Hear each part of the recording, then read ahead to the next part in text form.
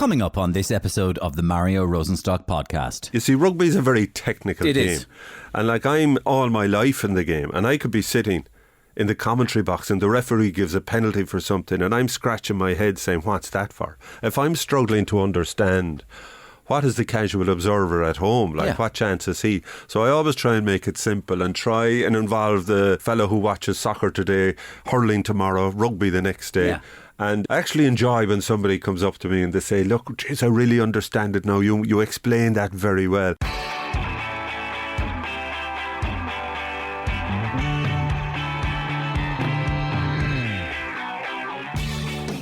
Well, if you're of a certain age, you will be very familiar with my guest this week and his prowess on the rugby field.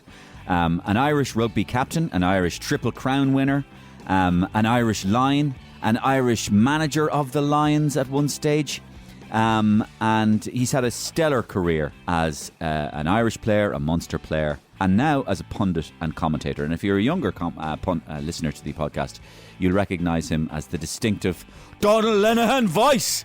That is a very shouty but passionate voice on RTE co-commentary duties. And he tries to make the game as accessible as he can by explaining certain aspects of the game. And he's a brilliant commentator, and that's why I have him on the podcast, because I started doing him as a character on Gift Grub, and people really responded to it because there obviously is a lot of affection for Donal Lenihan out there. And not only is Donal a true legend of the game of rugby, he is also a seriously good storyteller. And I mean that. Wait until you hear some of the stories he has to tell. Some funny, some very poignant as well. And we had so much fun together overall in this podcast. And then as soon as he retired, he all changed his physical appearance. All the muscles started slimming down a bit, and now he's... Well, he's one of the guys who adapted. You have other guys who try to eat the same calorie intake without doing the training, and they're like the size of a bus now. Do you know what I mean? And just as he was picking up his underpants anyway in the lift to the Shelburne, he looked around and he says, my good woman, he says, I let you know, when I'm off the Guinness, I get at least 2 weeks out of an underpants. When we spoke about all that and he addressed the thing about having to eat the bodies and how the families, when they came home, that was the hardest thing. But all the families agreed that it was the right thing to do, and it meant, that they all survived as a consequence of this. So you're there like you have all this gossip going on. In other words, you're well, Matt Cooper is a Sunday as well, man. So they've nothing else to talk about, only everyone else, You see, you're so bitchy. This is a cracking conversation and it's coming up in a couple of minutes' time. But listen, did you hear the news?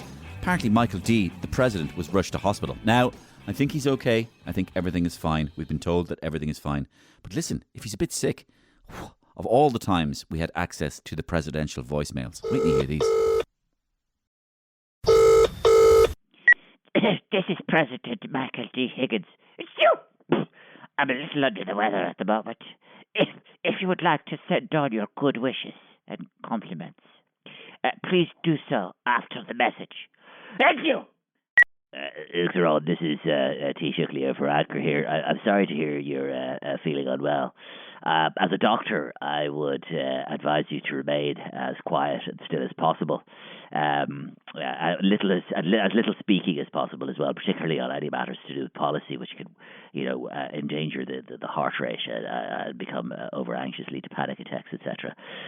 So make sure you get plenty of bed rest. No speaking at all for I'd say at least a couple of months. Plenty of paracetamol. Thanks. Hi, President, it's Miriam O'Callaghan here. Sorry to hear you're unwell. Listen, on the QT, on the down low, if you need to step back from duties for a couple of days or months even, I'd be really delighted to fill in. I think people would really enjoy it just because as a novelty, just to see somebody else, in that role, particularly a woman. Thanks. Get better soon. Dr. On. This is Paul O'Connell. We're playing England next week, and I'm looking at the roster here. We have you down on the plane over. We need to know, are you in or out? Are you sick or not? Are you injured or not? This is England. Are you up for the challenge to put the fear of God into these fellas? The country's pride depends on you. Let me know. Now. So, Donal Lenihan is waiting patiently over in the studio. He has been warming up on the sidelines. National anthem has been sung, and he's now raring to go. Let's get straight into it with Donal Lenihan. So, I don't know if you're aware or not, but you're one of the newer Gift Grub characters. Well, I keep being told by some fuckers when I'm walking down the road, Jesus, I was listening to you this morning. I have no idea, I wasn't on this morning. What are they on about? And then my son got on to me about your most recent... is it Hollow Street Hospital or whatever? Yeah, it was the Rotunda. Oh, the Rotunda. Oh, yeah, sorry. So you were live from the Rotunda. That's right. You were live from the Rotunda Hospital, where all babies are being born left, right, and centre, and they're all being thing, and you're doing it as a commentator. So it's like that's right. Well, the Rotunda is a sea of nappies at this stage. It's Pampers all over the place. There's 2 Joe McCarthy's been born. There's 16 Johnny's been born, and 15 Jack Crowley's been born already. So it's going down well. I don't know why. You see, sometimes you do a character and it captures something, and you said this line a couple of times as well. This could change everything. Well, all I know is my son is we're due our first grandchild in a couple of weeks, and he said, "Thank God we're not going to the Rotunda." So anyway, he thought I might have a bit of inside information or influence. Yeah, no. The other thing, see, people have enjoyed the character because the other thing it taps into is a few Cork things, and it's that kind of, I suppose I'd call it gossipy. Right? So Matt Cooper has it as well, right? So watch my face when I talk. So Matt Cooper has what I call gossipy Matt Cooper. So it's that thing of, so Matt is talking away like that, right? But then he'll beckon you over here like this, look. And then suddenly his lips will close and he'll go, "Do you hear about Donal Lenihan? I hear he's in terrible trouble altogether. Jesus, I think the business has gone fucking bust." Right? And you're going, "Sorry, what? Are you a ventriloquist dummy, Matt?" Or something. And then the thing with you is you'd have it as well. Not the ventriloquist dummy thing, but you'd do it in your commentary. So you'd go, "That's right, I was talking to Sebastian Lachavel there, and his uncle was actually a friend of my niece's mother, and he says 3 weeks ago that he was driving around in a Renault Megane around the south of France, and he wasn't feeling well, so I wouldn't be surprised if he doesn't come out tonight." So you're there like you have all this gossip going on. In other words, you're well, Matt Cooper is a Sunday as well, man. So they've nothing else to talk about, only everyone else, you know. You see, you're so bitchy. You're so gossipy and bitchy in Cork. It's the way we have it. Yeah. You know, sure, you know, as they say, there's only 2 types: those from Cork and those who'd love to be from Cork. You know, I know.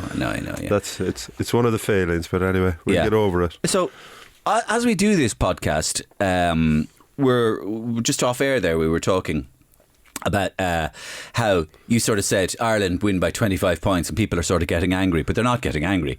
But it's just that we're getting used to this, Donal. We're getting used to this unbelievable feeling of watching an Irish team ritually go out every weekend and hockey the arse off everybody. And you know, aren't we living in golden times? Yeah, we are, and that's why I must say I get annoyed. I've been involved in this game a long time, and we've seen the ups and downs, and we're at a scenario now where we have this incredible team packed with world-class players. I mean, we lose a Johnny Sexton, one of the all-time greats, and we've a young fella come in, and it's a seamless transition. But you know, it's we've so far in the Six Nations we've 3 winning bonus points, maximum 15 points. The Welsh game was, I won't say it was a banana skin, but Warren Gatland, I know Warren Gatland a long time, and they were always going to turn up and make life difficult, and you could almost sense a degree of panic around us. I was doing the match on telly, so at least I had the headphones on. I couldn't hear half the stuff that was going, but you know, there was almost an air of God, Ireland weren't great today, were they? They only got 4 tries. They won by 24 points. Oh, we could be in trouble against England and Twickenham. We might only win by 20, you know? Well, maybe it's the best thing that's happened to us then. Well, I think it is, in a way, and Twickenham is always different place to go. Yeah, and it wasn't always thus, Donal, and I'll explain to you what I mean by that. I mean, I have a 16-year-old son called Dash, and he came in to watch half an hour of the match with me with Wales again. He looked at the thing, and it was 31 points to 7 or something, and he went, this is boring, Dad. Ireland just hockeying these guys again, right?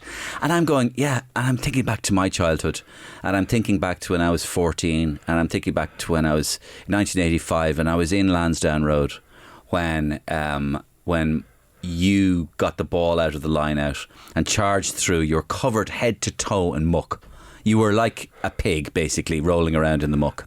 And I was 14 and I was in Lansdowne Road, and you were rolling around in the muck, and the ball goes back to Michael Kiernan, and he sticks it over, a beautiful drop goal.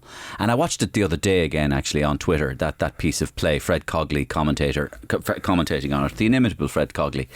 And I was just thinking, these days were so few and far between for us. And of course, my son now just expects this to happen all the time. And it was a different world back then, Donal. You were amateur players. It was a totally different world in every respect. Totally. I mean, I was actually quite lucky. I came into the Irish team, got my first cap in November 81. And 1982, we won a Triple Crown. We won the Five Nations Championship, as it was then. And that was seen as such a massive thing that we were actually playing France for the Grand Slam. But there was 4 weeks, because you're only 5 teams, there was one round where one team had a downtime. Unfortunately for us, we had 4 weeks between winning the Triple Crown. We couldn't be beaten in terms of winning the championship before we played France in Paris. And there was a lot of celebrations in the 4 weeks in between. Yes. We didn't, and again, going back to that stage, winning a Triple Crown appeared like winning the World Cup. Yeah. I mean, Ireland hadn't won one since 1949. Yeah. We had people like the great Jackie Kyle and Carl Mullen, who was captain, coming in to meet the team. And we thought these fellas were dinosaurs. And when I look back at it now, that was 33 years earlier. And I was saying, Jesus, we're in that category now. Yes. Do you know what I mean? And but it was incredible. But we celebrated like there was no tomorrow. And that was so. From that point of view, I was lucky. That was 82. I was a young fella, Moskeen, who was my roommate. It was like, I suppose, winning the lotto, because when I was in school, I only started rugby in secondary school. I'd gone to a national school, never played rugby, didn't know what it was until I came into CBC in Cork in secondary school, and immediately got sort of sucked in by this game. And luckily I appeared to be reasonably good at it. I was getting on all the teams. But Moskeen was a hero. He was on the Munster team at that side, went on to get his first cap the following year. And I end up as a 20-year-old playing with him for Munster, 21-year-old playing with him for Ireland. So it was like and Mass was just, when they speak about characters, Mass was a one-off. Like, everybody knew Mass, and I was like in his slipstream, sort of tugging in behind him. And at that stage, the Ireland pack, they called it Dad's Army, because everybody was over 30. Right. And I was 21, and Mass used to say, Christ, Lenihan, he says, you're only on this team to bring down the average age of the pack. Yeah. So, but like, rooming with him was just... For those who don't know out there, I mean, you're speaking freely about Moskeen. Moskeen was a kind of a second row forward. He was a gigantic man. He used to go on the rampage every so often during game. We'd always wait, like a bit like Ryan Baird now going on the rampage. We'd wait for Moss to carry 5 men on his shoulder up the middle of Lansdowne Road. Was he from Kerry? Moss was Kerry, yeah. Kerry. And my people were, my father was from Kerry, so there was a kind of an affinity there. Yeah. I was UCC, Moss was UCC. Yeah. So he kind of took me under his wing. Yeah. But what was he like to room with? Oh, Jesus, it was a laugh a minute in that we used to come in on a Wednesday night into the Shelburne. Amateur days, so we had Thursday and Friday to prepare. But Moss would come in, and I always remember, and he'd take out, like, he was seen as this wild man, but he was highly intelligent. Mossy was one of the few fellas who had a master's in agriculture at that time, but he loved playing the gambine. Yeah. And then he'd sit in the back of the bus and win all the quizzes, and nobody could figure out, Jesus, how does this fella know everything? But I remember he'd come in, and we'd in those days, you're in the Shelburne, in the heart of Dublin, the best hotel in town, so we're rooming together. We had 2 single beds that we could barely fit into, but Moss would unpack, and he'd take out this the Cork Examiner at the time, and he'd have I don't know what he was doing. He had these things he had 6 raw eggs rolled up for 2 every morning in the build up to the match, and he'd take them out of the newspaper and say, Christ, Lenihan, have a look at them. He says, this shit is still hanging off him, look at him. And he'd have 2 of those every morning with a bit of with milk. And then he'd have He was way ahead of his time. He used to have pollen tablets and garlic pills and all that. And I used to be looking saying, Jesus, maybe you have to be over 30 before you go on to those things. But I always felt if I could survive the Thursday and Friday rooming with Moss, the match was a piece of cake afterwards, you know. But he was the focal point in that. He was the character of the team. Everybody used to come into our bedroom and Moss would be roaring out the window. And of course, it only dawned on me years later, but Moss was just cute but he was relaxing people, the tension and all that, and that's what he was brilliant at. But come match day, he'd switch on, and like we had a great relationship in that, you know, Mossy was getting older at that stage. He would let me roam around the line out and decide where I wanted to operate on the basis that I'd pick up their best fella all the time. So it took pressure off him.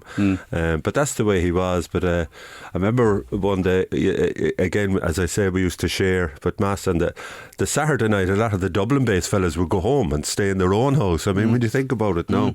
And so therefore, if you had the wives or the girlfriends were able to stay in the room. But I remember Moss coming in on one Sunday morning. He had got off home. He came in at about 12 o'clock on the Sunday, and he just gathered up all his clothes were on the floor for 3 days. And I'll see you next week. He gathered in anyway, but apparently he got into the lift now. He'd been in bed for about 2 hours at this stage, and he smelled like a brewery, I'd say. No gear bag or anything, just all his clothes. And he dropped a few underpants on the floor going down in the lift. And there was this, the wife of one of the committee people were there, and she's looking at him and she says, Moskeen, she says, you're an absolute disgrace. Look at the cut of you. He said, look at you, your clothes all over them.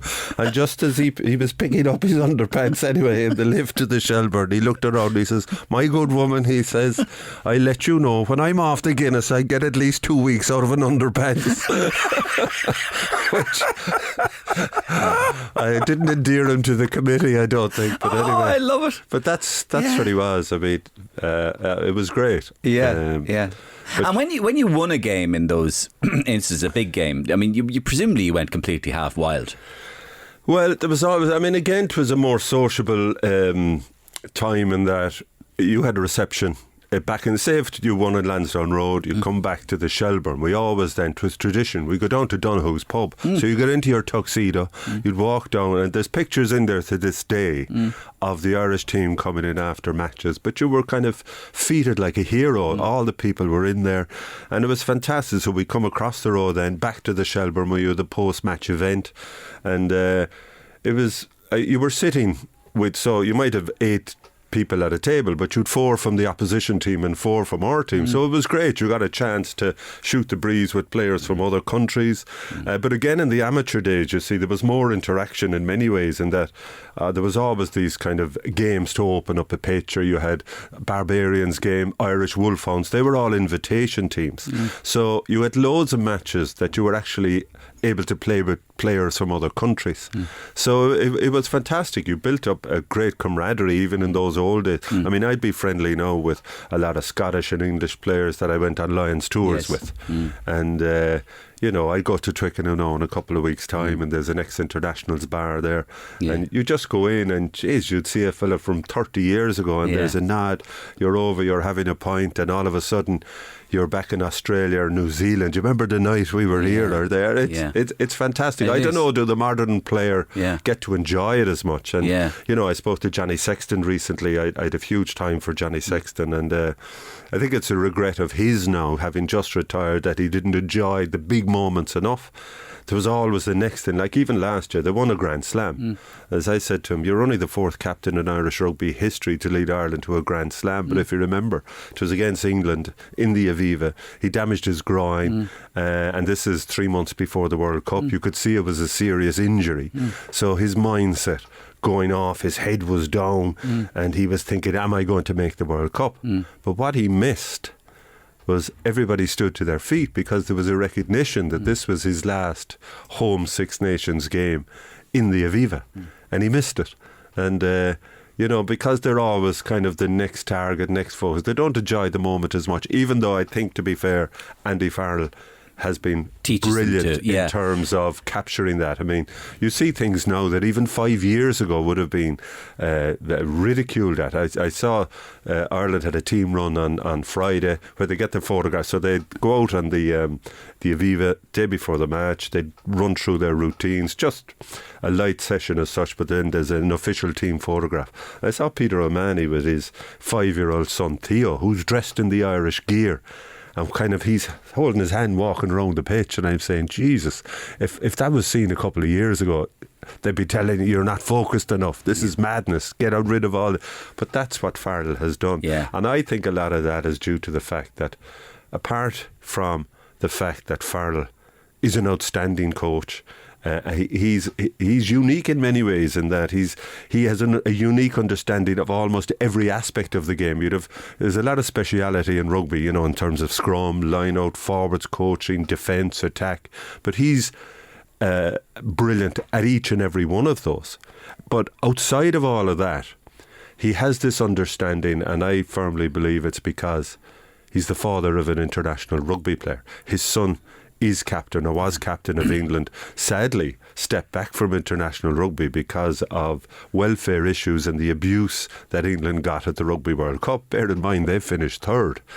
Owen Farrell is an iconic figure in English rugby, yet he's been forced to step back from the Six Nations. Nobody knows will he play for England anymore. So you must remember first, Andy Farrell is a parent of an international rugby player. So I think that puts him in a unique position to, not only does he have all the technical skills, but he has the understanding, the mental side, the pressures that families are under. And he has made that Irish camp such a brilliant place to be. People they can't wait to get in there. They're told go home, you have a 2-day break, and they're almost, geez, I got to go home and talk to the wife now. Do you know what I mean? They can't wait to get back into camp. And then you have a competitive nature. I mean, on Saturday, you're bringing on Jack Conan, who was a British and Irish Lion only 2 years ago. You've young Ryan Baird, who's a star of the future. James Ryan, who everybody had said was going to be captain of Ireland for 10 years. He's struggling to get on the team now. And that's the level of depth that they have. And that's what Farrell brings. Isn't it notable, or do you ever think it's notable, that two of the biggest team success stories we've ever had in our history as a nation, namely the Irish football team of the late 80s, early 90s, and this particular team were have been helmed by a Northern Englishman. I mean, Jack was obviously a Yorkshire man, and isn't Andy Andy is kind of Wigan, sort of Manchestery. Oh, well, he's Northern England, north of England. Real rugby league stuff. That's tough, what I mean. Hard Leeds, but I wonder, is there something in that persona? Funny, I never thought of that before. It's an interesting one. It is. And funny, you go back to Jack Charlton in 88 and 90. I was captain of Ireland at that stage. And, I remember the first World Cup in New Zealand, 1987. The RFU didn't want us to go because they saw this as the prelude of the game going professional, which was like, oh, Jesus, this is the end of the world. Yes. We can't allow this to happen, all the amateur values and all that. So we didn't have any training sessions in terms. I remember as captain organising the forwards to meet in Dublin myself in preparation for the World. It was almost as if they didn't want us to succeed on the basis of what might come as a result of a World Cup. But I remember going there and, I chose the amateur days now. I mean, before any trip now, the Irish team, they're sponsored by Aer Lingus. They have their own plane. Do you know? They have about 14 seats each. We got on to fly to New Zealand via London, via Los Angeles, via Honolulu. So when we come on the plane, we turn right and we're down in steerage at the back. And who's next to us but the Scottish team who were in the World Cup, and who's sitting directly across from us but the Welsh team who were playing in the opening match in Wellington. And you're 36 hours with these guys in a flight. I mean, absolute and utter madness. I'll never forget it. I mean, we had all that long journey. We're flying 32 hours on the plane. We're flying into Auckland and everybody's exhausted. Everybody wants to go home at this stage and we haven't even arrived. And the pilot said, there's fog in Auckland. So then when we thought we were landing, after 32 hours travel, we're hovering around Auckland 2 hours in the air. Oh, no. And then he tells us we're running out of fuel. So we fly down to Wellington and we have to sit on the tarmac for an hour as they refuel to fly us back up to Auckland. Jesus. So we had another 6 hours. Oh, God. By that stage, we walked off the plane and everybody says, fuck this, let's go home. Within about 2 days, Mick Doyle, our coach, got a heart attack. Right. So, I mean, it was calamitous from day one. Absolutely. But, I mean, somebody said as well, is this apocryphal? But somebody said the 87 World Cup, we were completely disorganised. But that one of the ways that we were disorganised is that we had no national anthem when we came onto the pitch. Well, yeah. Somebody said that somebody had to drum up the Rose of Tralee. Well, I'll tell you exactly what happened. We were the last game of that series. In the first round of the first ever World Cup, we were the last game to be played. So we watched all the opening match. I remember the opening game, and you knew you were in New Zealand played Italy. Now, Italy were real minnows. But I remember we were actually... we were in Wellington at that time preparing for our game against Wales. I remember being in downtown Wellington about 2 hours before that match was going to be televised. And the place was a ghost town. I went into this massive department store and all the shop assistants were in there. They had little televisions to watch the match. I mean, you were in rugby mad New Zealand. The whole country stopped. But you go back, you had the anthems were played. The Italians, passionate people. The tears were rolling down the faces of the Italian players. Now, they got stuffed, I think, 60-0 by New Zealand in that opening game. And then as the days were going on, I remember Canada played a match, all their players, the emotion and the whole thing. I was captain of the Irish team. Yeah. And you see, the protocol, when we played in Dublin, we had our An Navíon. When we played in England or France in those days, we had nothing. That was the understanding. So therefore, you respected home jurisdiction. There was also the scenario whereby when the visiting team came to Dublin, their anthem wasn't played. So this was beginning to become a problem at this stage. I remember one game we played Australia and they delayed the kick-off. They went into their own huddle and sang their own anthem and delayed the match. So this was becoming a big problem. But I was captain, and this was bugging me. I mean, I'd be an old traditionalist, and I went to Sid Miller, who sadly died only a couple of weeks ago, a fantastic man, a brilliant rugby man in Ireland and on the world stage. I said, Sid, I presume we're playing our anthem. And he says, no. He says, the same protocols apply. I said, Sid, this is different. This is the World Cup. We're on the world stage here. Everybody else has their anthem. So I got a bit piggish about this anyway, and I counselled. I remember going to a lot of the Ulster lads, the Ulster Protestants, who had always said they had no problem with our An Navíon. So I counselled opinions of the likes of Willie Anderson or Trevor Ringland, no problem whatsoever. So we had a meeting anyway about the Thursday or Friday before the match. And it was pig-headed from the RFU. There was no way they were going to change the stance. And after about 4 hours of 8, everyone was exhausted, and it was agreed there'd be a compromise. And Phil R had a cassette, which was James Last's, an instrumental of James Last, and the Rose of Tralee was on it. Yeah. And that's how it happened. Ah, for God's sake. And that was the first match, and I'll never, it was horrendous. So we're in this huddle, and it was an instrumental even if the words were coming out, it might be something, but... And I'll never forget after, it was a disaster. Of course, it didn't help then. We'd lost to Wales, who we'd only beat in Wales in the Five Nations 2 months earlier. Yeah. But I remember going to, you must remember now, New Zealand was a long, long way away in those days. People went there and they were never coming home. And I remember there was an Irish community that we were invited to in Wellington after the game. And you had all these Irish kids in their Irish dancing gear, and they were performing for us up on the stage. And but you could see they were all ashen-faced. And, I spoke to one of the representatives, and they were, what was that? Where was our national anthem? They were absolutely shattered, because they were waiting as Irish people living abroad, and it wasn't there. So that is the reason why you have Ireland's call. Now, 87 World Cup, I played in the 91 World Cup here, but because we were playing at home, the same issue didn't arise.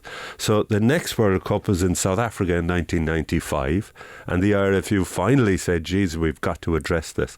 And that's when Phil Coulter commissioned Ireland's call. Yeah. Which, it's not to everybody's liking. Yeah, it divides. Yeah, it's funny now. Kids like it. They do, but thinking about it, I was commentating on the match on telly on Saturday, and I love that moment before kick-off when they hand over to you, and I always take off my headphones because I love listening to La Marseillaise in Marseille in the opening match. Jesus, you could go home after that. Yeah. I think the French did, which that was the problem.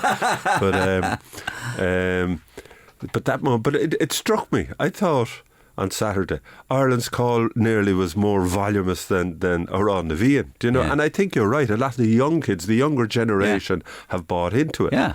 It's in English for starters. Well, it is, yeah. and it has a very simple refrain. Yeah. And we can get behind it. And I don't know, when the guys are standing in a line and they're holding onto each other's shoulders and they're shouting shoulder to shoulder and Ireland's call, it's something you can get behind. Yeah, it is. The only problem with it is Cork doesn't get any mention. Like, you have Limerick and Galway and, like, Jesus, the Walls in Limerick and Dublin Bay. Like, where are the Cork fellas? Like, there's always more Cork fellas on the team. We don't get any mention. But anyway, we're not bitter and twisted. No, you're not. No.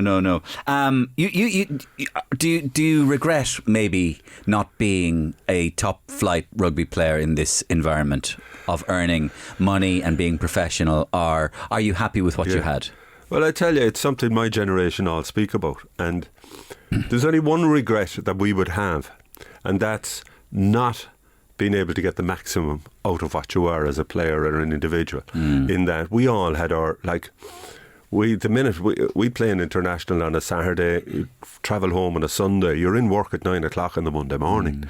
You don't have the same recovery. You don't have this. We didn't have the same approach to training, obviously. I mean, guys are so big now. I always make the comparison. In our days, when we got injured, we put on weight. Nowadays, when they get injured, they lose weight because they're pumped up to the nines. Yes. I mean, I remember seeing Paul O'Connell. I was out with him one day.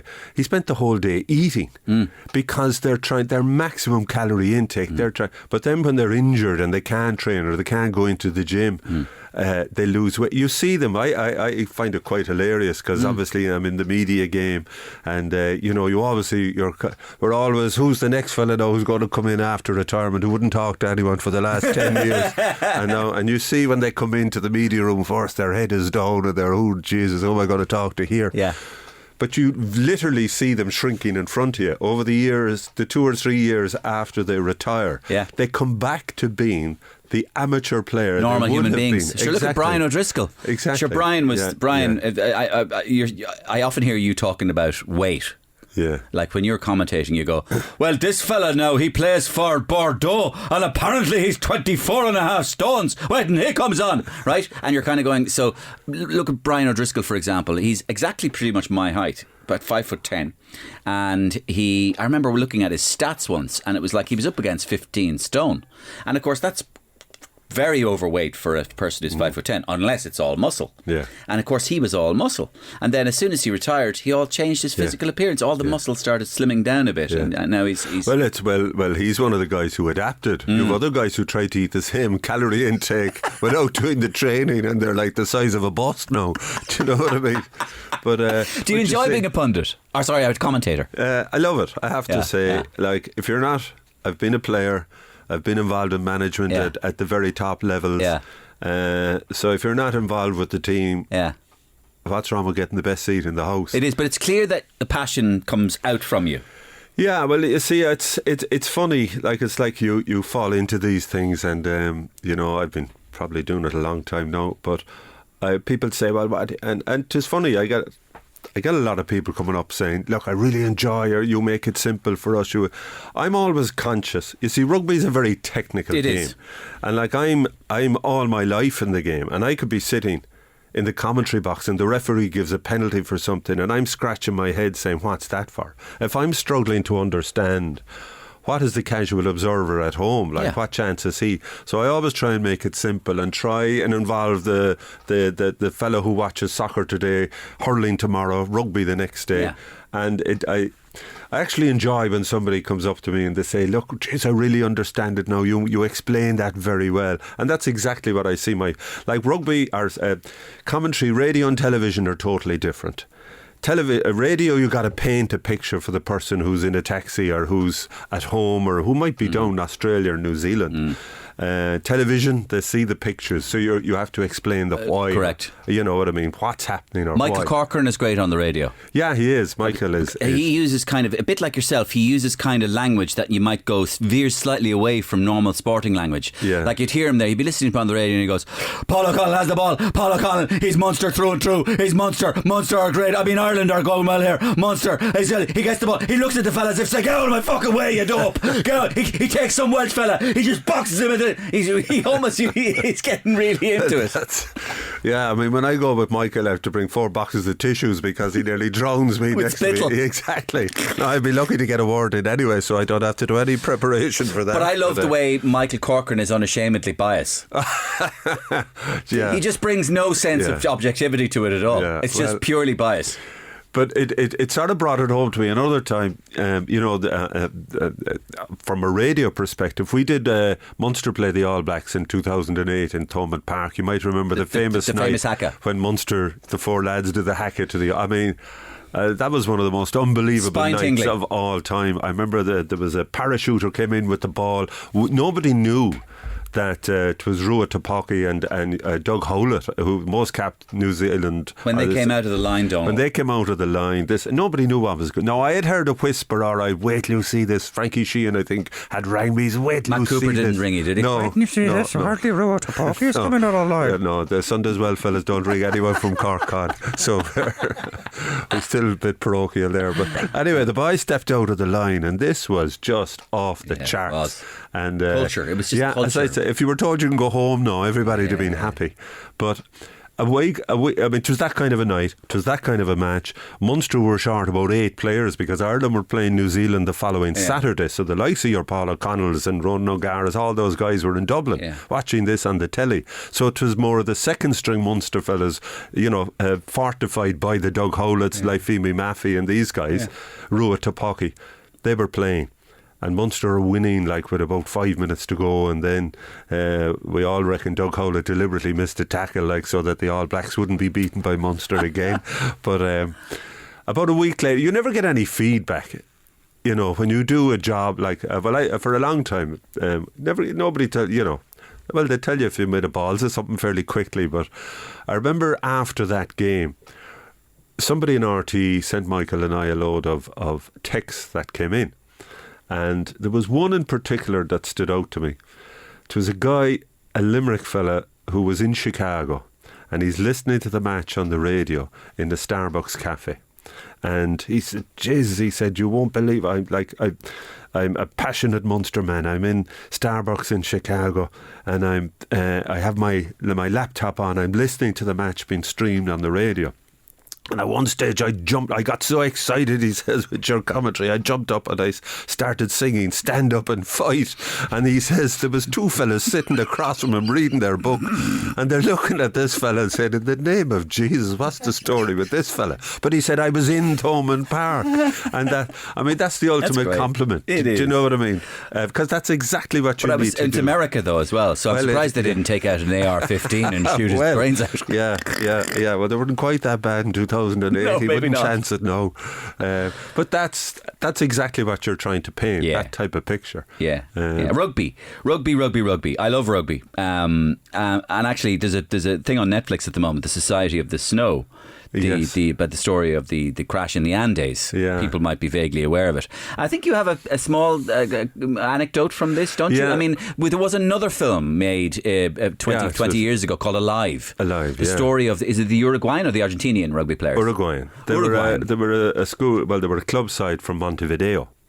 And it's famous. The film Alive came out, I think, in the 80s, but there was a book, Miracle of the Andes, which came out around 2005-06 by a guy called Nando Parado.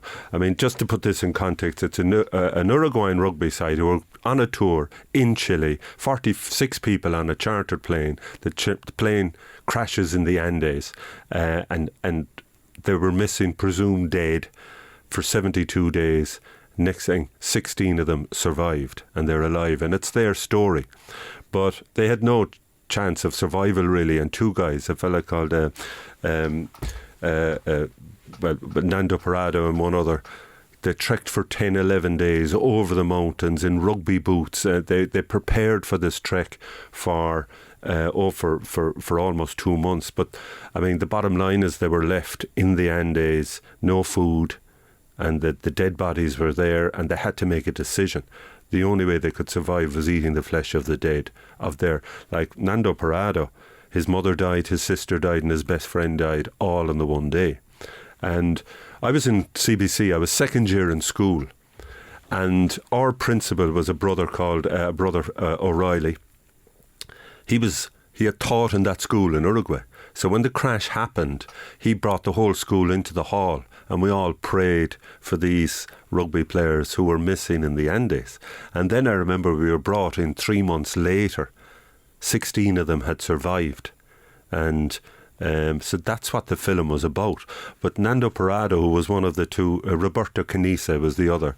They were the two who trekked for 10 days. Like, adventurers would tell you, no, you couldn't do it. They did it with rugby boots, and they sewed together the seats of the planes, made sleeping bags out of them. But there was, and you know, the whole issue of having to survive by having to resort to eating the flesh of the dead bodies. But Nando Parado wrote a book in about 2005, and I was on my holidays 2006, and I read the book, and I'd been writing in the Examiner that time, ever since around that time, and I decided I'm going to interview this guy, because the whole story, I felt I lived that when we were in the school, and we lived the story. Ireland had a two-test tour of Argentina as it happened in 2007. So I got on to Tony Lean, the sports editor in the Examiner, who's been brilliant to me from day one. I said, Tony, I have an idea here. I might go to Montevideo and interview this guy. And Tony thought it was a great idea. We could do the two tests. As luck would have it, Nando Parado was in Buenos Aires when I was there. I tracked him down. Don't ask me, I can't even remember how, but I tracked him down, and it transpired we were in Buenos Aires at the same time. So I interviewed him. Of course, I told none of the other journalists or things on the tour. I was afraid of my life. I was paranoid that somebody else is going to cop this, but they didn't. But I interviewed him for an hour, and I found it incredibly emotional. And he was a second row. He played rugby for 10 years after they survived. And he knew my name. He would have followed international rugby. He was only, he would have been maybe 10 years older than me, but he had known my name, which made it easier for me to get the intro. So I told him about the school, and he got quite emotional about this. But I remember at the end, when we spoke about all that, and he addressed the thing about having to eat the bodies and how the families, when they came home, that was the hardest thing. But all the families agreed that it was the right thing to do, and it meant, you know, that they all survived as a consequence of this. But he told me at the end, obviously all those bodies are buried up in the mountain in the Andes, that his father, he had gone back there 4 times because his mother and his sister were buried there. He had got trekked back, and it's not only you fly in, you've got to be 3 days on horseback to get to the location where the grave and where the old fuselage is. And he told me he brought his father back there 3 or 4 times, and in the end he says, my father has made me promise that when he dies I bring his ashes and he gets buried in that point with his wife and his daughter. I mean, it was a phenomenal moment. Really I remember I did a kind of 2,000-3,000 word pieces. It was a sequence story in the Examiner at the time, and I hadn't been writing that long, but so when I saw the Society of the Snow, it brought it. Nando was actually interviewed at the end of that again. It was phenomenal. It was one of the it brings it home, sort of just what life, all of those, there was 16, I think the 16 of them all survived up to a number of years ago, and they used to, Nando told me they'd meet on the day, a private function on the anniversary every year, and all the families over the years, the kids and the grandkids all sort of came in, and the whole thing then, it sort of gave meaning to what they did, in that a whole generation had, because they would have died if they didn't resort to eating. It gave meaning and context to the whole thing. So it was. I found it hugely emotional and empowering. Yeah. So it was only when that Netflix thing, I'd advise anybody to watch it. It's it's a kind of a film documentary. Oh, yeah. But it's brilliantly done. Yeah, and well told. Thank you for saying that. You told the story well. Did Roy Keane have any influence in your first steps into journalism, or? Yeah, Roy. It's just funny. I knew one of my best friends in Cork was Roy's solicitor Connolly. in Cork. Not Michael Connolly. Olin Keller. Michael Connolly was later. No, he was for his UK. British. This was His more UK for Roy. outburst. This was more for Roy's hometown misdemeanors. Oh, like Abracababra or whatever. Yeah, or, exactly, or whatever. Temple Acre Tavern. No, he was more a solicitor to the family. Yeah. But as a result. But as a result of that, we used to go to Old Trafford all the time. But if you remember Saipan and all that, I had been manager of the Lions the previous year in Australia. And the examiner, it was about conflict management, and Donal Lenihan, the examiner, got on. He said, give me your view from a management perspective of how this should have been handled, Mick McCarthy and Roy Keane and blah blah blah. So I wrote a piece on this, which was kind of my first entry into the journalistic world. But I knew Roy, so I was of course 100% in his, because we used to go to Old Trafford in those days, and we had the best seats in the house. But there's a players' bar. So when you see the teams coming out in Old Trafford, they come out at the end of the pitch by the corner flag almost, and there's a players' bar right there. So let's say we would be in the best seats in the house on the halfway line, then we go out of the stand, we come around the back into the players' bar. It used to always amaze me in terms of the high level of sophistication, these professional players. By the time we got around, all the young players would be in there drinking their pints. And the players were only get a pint. As a visitor, you could only get a half pint. They had this bizarre thing. But I remember the likes like Ryan Giggs and Nicky Butt and Paul Scholes. They were all young fellas on that team. There could be 20 fellas from Cork inside. They only get one ticket each.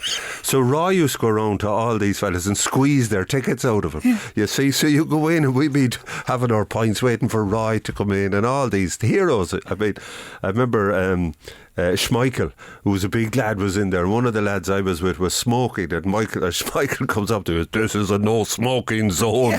You see this, but all the Man United players, oh jeez, the Cork crowd are in again today. We were the only crowd who were foreign. But Roy was fantastic. I used to love those nights. We'd go away.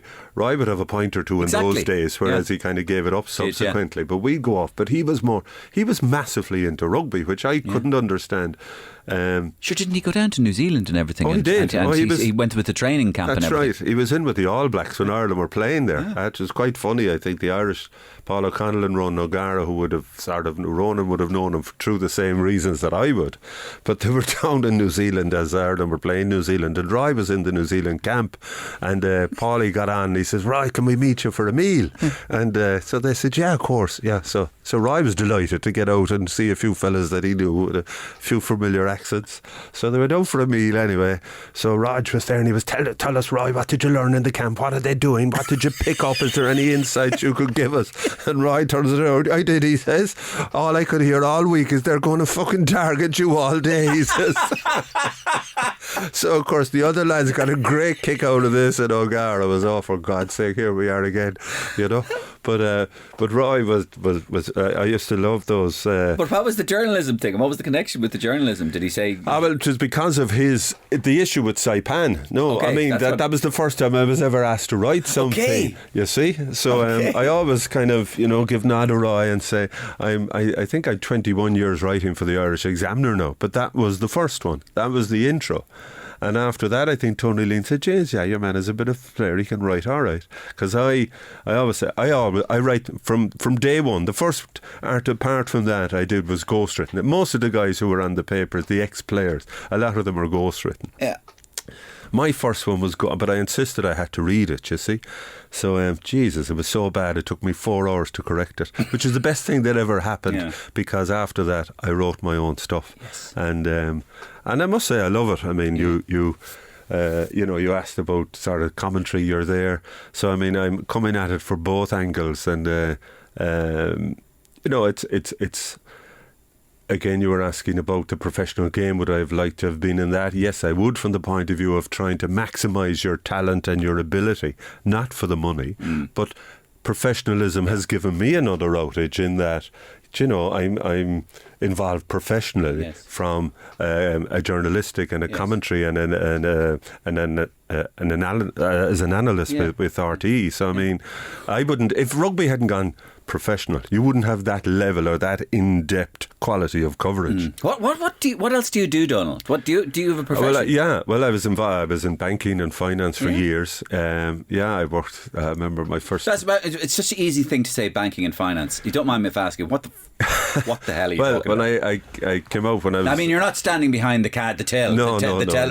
No. Well, when I came out of UCC, I got a job for the Industrial Credit Corporation. Oh, the ICC, the famous ICC. ICC, which was fantastic in that we used to give European backed loans to commercial businesses, all that type of thing. I then worked for Investment Bank of Ireland and permanent TSB involved in commercial and residential lending. Exactly. I went out on my own. Soon after. I mean, when I stopped in management with say Ireland and the Lions, I was under pressure, you know, get involved in the RFU, you're the type of person we need, and blah blah blah, and you could be president of the RFU. But I mean, I was looking at this, I had just started my own business, and I mean, in fairness, there's people, you know, with the RFU, Munster, Leinster, who give their lives and but they do it as amateurs. Like, I was of the opinion, well, look, all the players are getting paid an absolute fortune. I can't give away all my spare time for nothing. So as a consequence of that, as I say, I was involved in the finance. I had my own business for a number of years. I only sort of finished that up a couple of years ago. So you stopped working now? I am not. Well, I'm fully involved in your personal and rugby. Yes. So that's your kind of thing now. Very good. Yeah, well, only for the last 3 years. So you kind of gave up your financial side to the arm to your life. About 3 or 4 years ago. Wow. So it's great. I mean, it just well. And so now you're it's rugby journalism, rugby punditry, commentary. Exactly. Yeah. And I'm involved in a couple of things. Just one of the rugby travel companies and that type of thing. So, but I mean, it's full on because, you know, I mean, you take a World Cup in New Zealand in 2011, Japan 2019. I'm out there for 7-8 weeks. Yeah. So it's full on. It is. Yeah. No, I don't get a whole lot of sympathy when I take someone like, geez, I have to go to South Africa for 2 weeks now when Munster are in the URC. And presumably you'll go for this summer when Ireland play. I'm there for that. You know, for those viewers who aren't as interested in, or listeners who aren't as interested in rugby, Ireland play South Africa in Durban and Pretoria this July, and it's going to be seen as by many as a kind of a quasi World Cup final. I'd say by the South Africans will anyway. They'll want to get us back. It's funny. I just met Jerry Flannery over the weekend. He was on the RTE panel, and he's now become the South African defence coach. So we were having our breakfast yesterday morning. He said, make sure, he says, no, take it easy on me when I'm on the other side of the fence. I says that the same thing applies with you. Take it easy on us. Yeah. Stick on your headphones there, Donal. There's a few people who want to say hello to you on the phone. So do you know people listen to this podcast live, Donal? I didn't know. Yeah. Oh, do you not know that? No. Oh no, there's live listeners. So what I do is I send out the idea that we're going to be on the podcast and whoever's in, and so I say, would you like to be involved in this? And they say yeah. So Roy Keane's actually on the line. Would you like to say hello to him? Say hello to Roy. How's it going, Roy? Yeah, how's it going? I never heard such a load of bollocks in all my life talking about me getting into journalism, huh? You know, man management. What would you know about man management? I taught you a lot of those quiet days in Manchester a long time ago. Yeah, no, I'm listening to this. I'm listening to you spinning all sorts of stories here about lads eating other lads up in the mountains. Why wouldn't you eat another fella? I had no problem. I told Scholesy I'd eat him once. You know, Butsy. You know, why wouldn't you eat somebody? Who would you eat? Well, you can't just eat them like when they're alive, right? It's a little different. Okay, I'll give you that one. Okay, that's great. Ronan O'Gara's on the line as well. Say hello to Rog. Rog. Yeah, how's it going? Donal, Well, another great result over the weekend, Rog. what happened? Did I lose again, did I? Just a narrow defeat to Perpignan. I think it's their fourth in a row, Rog. You want to get your act together down there, boy. Well, you know I'm doing this, of course, because obviously the Munster will need a gaffer at some stage. So, Yeah. do you think I'll ever manage Ireland yourself? I think you'll find it hard to get away from the beautiful scenery of Ile de Ré at the moment. The weather in Cork isn't quite as appealing. No. So, how are things anyway? Sure, we're not too bad. Looking forward to seeing enjoying you the Cork conversation. Yeah. Yeah, well, my French isn't quite up to where you are at the moment. It's fucking fantastic at the moment there. Bonjour. Come here. What do you think of, the atmosphere in the Aviva is manky at the moment?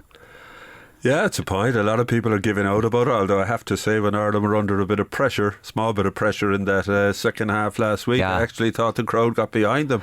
I'm enjoying the new suggestions that a few of the lads have come forward with. Paulie, I don't know if you saw Paulie's latest suggestions that they're going to transform the Lower East and the Lower West stand into a Munster only stand to guarantee some and keep the Leinster lads up towards the back, up towards the corporate areas. Yeah, it's great to try and teach them stand up and fight. The full three verses of it, I'd say we go down well, all right. No, they wouldn't be interested in watching the match anyway.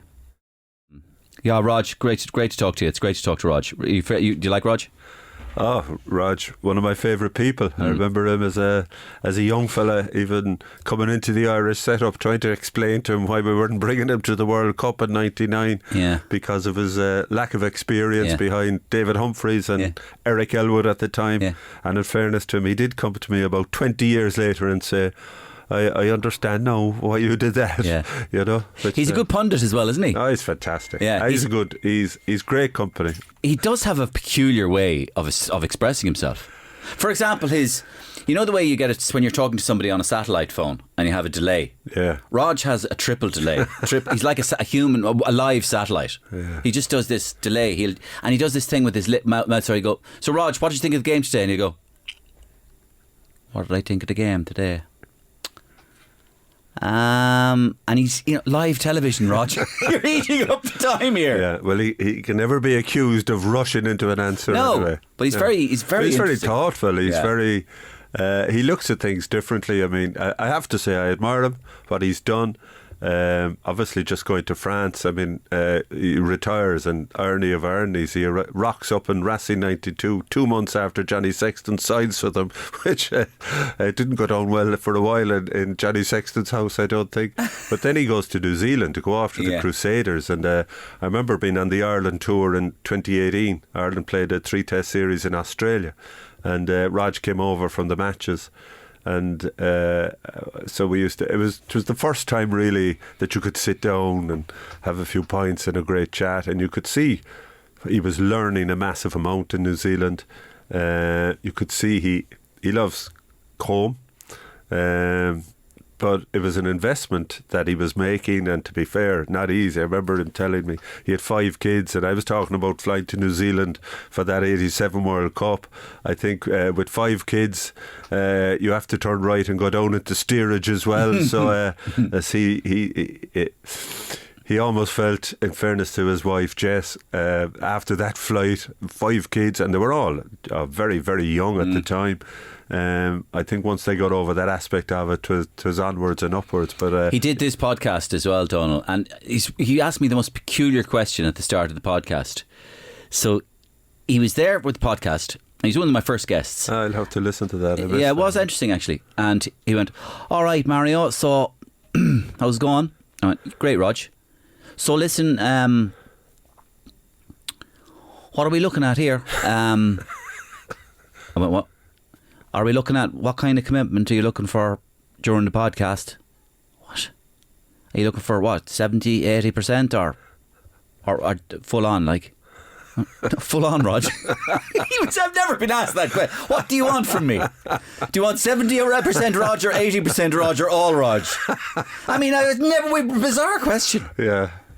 Maybe that's why he's such a good coach. He kind of thinks about things totally different than everybody else. What's your favourite anthem apart from rugby anthem? Oh, I love the Marseillaise. Yeah. Yeah, it is different. Especially in France. I think the two of them, the two are, I like the Marseillaise and also the Italian one. I love Fratelli Italia. I love that. I love the kind of. Well, the trouble, in fairness, with the Italians is they put so much effort and emotion into the anthem that for the first quarter they're bollocks altogether. They have no energy whatsoever. It was only in the last. And look, I mean, we're only having watched the game against France over the weekend to see them miss the kick at the end. I mean, how brilliant would it have been for them to have beaten France? They got a draw. Yeah. But again, like you, funny, I was only listening Paul O'Connell during the week talking about emotion, and he looks back at his career saying, "Oh, it was ridiculous. We put everything," and that was our generation as well. It was all emotion and physicality and dying for the jersey type of thing. Whereas now they're gone away from all that kind of stuff. But yet, you look at the Italians and they still have that. Just again, looking at that anthem yesterday in the second row, Cannone, the tears were flowing down his face, And then at the end, the kick. How does the ball fall off the tee if there's no wind, no rain in a stadium that has a roof? Well, Garbisi will regret that for the rest of his life. Yeah. It's funny, you got to prepare for and this is where the modern player is so much more in tune than players of my generation and after it. They prepare mentally for moments like this, but obviously Garbisi hadn't, in terms of, like, you have 60 seconds for that kick. You got to make sure you place the ball properly first. But there was about 2 or 3 other things. 1 or 2 of the French players started running at him, which you can't do. The ball falls over. There's a shot clock now that there was never before. So he's finding out how many seconds are left, and he that didn't. He didn't tune into that. He hadn't prepared for that moment. No. And if you go back again, you remember the famous day Ireland nearly beat New Zealand 2013. Yes, I was there. Yeah, when Ryan Crotty scored in the corner and the kick was retaken. They took the Aaron Cruden converts from the touchline. Yeah. And I remember asking Johnny Sexton about his famous drop goal, the 41 phases against France in 2018. Well, he said, how did you keep your composure? How 41 phases, keeping the ball for 2 to 3 minutes, then finding the right moment for the trigger to hit the drop goal from 40 metres? And he says, I'll tell you why, he said, because for 5 years we had trained for that. When we lost against New Zealand in the last minute, Joe Schmidt finished every training session with 4 minutes of intensity, massive intensity in terms of defending your line and all that, because if we were ever in that position again, we'd be prepared for it. Yeah. And he said that's exactly what happened. Yeah. That 4 minutes against France was achieved on the back of the failure to New Zealand 5 years earlier. It's funny you should say that, because I was at that match and I remember after the game in pubs around Dublin, and the atmosphere was ecstatic. Yes. I remember, not defeated, ecstatic. Everybody had a look in their eye. Do you know what the look said? We're there. We're nearly there. Yeah. And everybody believed we were nearly there. And I think that night in 2013 was the beginning of this second. Well, now it's the third generation, but this second thing where we figured we are nearly there. And I think there was a thing. They had their cards marked. The next time we play you, we're going to get you, and they did. They did in Chicago. Yeah. Did you want to say something else? No. I just think that was Joe Schmidt. Yeah. Joe Schmidt, in fairness, Joe Schmidt brought Ireland up 20% in terms of his attention to detail. Yep. He was a stickler. A lot of the players found his environment too much difficult, too intense. But Ireland wouldn't have made the progress they made if you didn't have Joe Schmidt. Yeah. Andy Farrell took all of that, all of the very, very best things that Joe Schmidt had put in there, but brought in the empathy and the understanding and the family element. And that was almost like the final ingredient in that. They could be as intense as they were under Joe Schmidt, but it was okay to relax. Correct. It was no okay for Peter O'Mahony to have his 5-year-old kid on the sideline on the day before the match. Yeah. I remember being in Auckland for that Ireland tour in 2022 when, again, Andy Farrell, in preparation for the World Cup, he took on 2 extra games against the New Zealand Maori. He brought 40 players with him, and you're playing midweek games. It puts massive pressure on the management because they got to prepare 2 different teams for 2 games a week. They had COVID was there at the time. A lot of the players went down with COVID. Then you had players got injured in the first game. The whole thing was falling apart around him. And but he never panicked. And I remember I was in the team hotel. I was talking to him in the foyer of the hotel up by Centre Point in Auckland. I can still see it. And there's a hill that goes right down to the waterfront.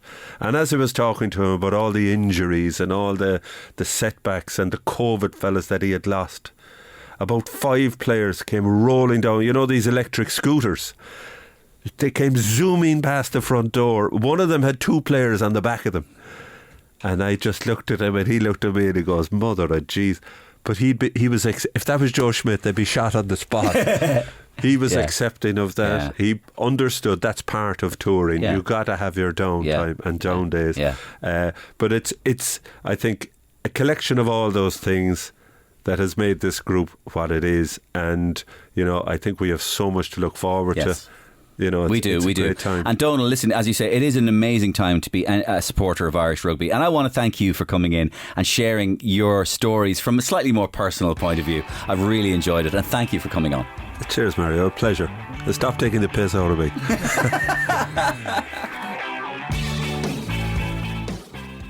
And my thanks to Donal Lenihan for coming in to talk to the Mario Rosenstock podcast. I greatly enjoyed listening to Donal. And you'll have the pleasure of listening to him for the rest of the Six Nations competition. We have England left to go, and we also have Scotland, hopefully playing for a Six Nations Grand Slam at home in the Aviva Stadium in a few weeks' time. Let's look forward to that. Let's cross our fingers. As usual, you can contact me. It's mariorosenstock@gmail.com.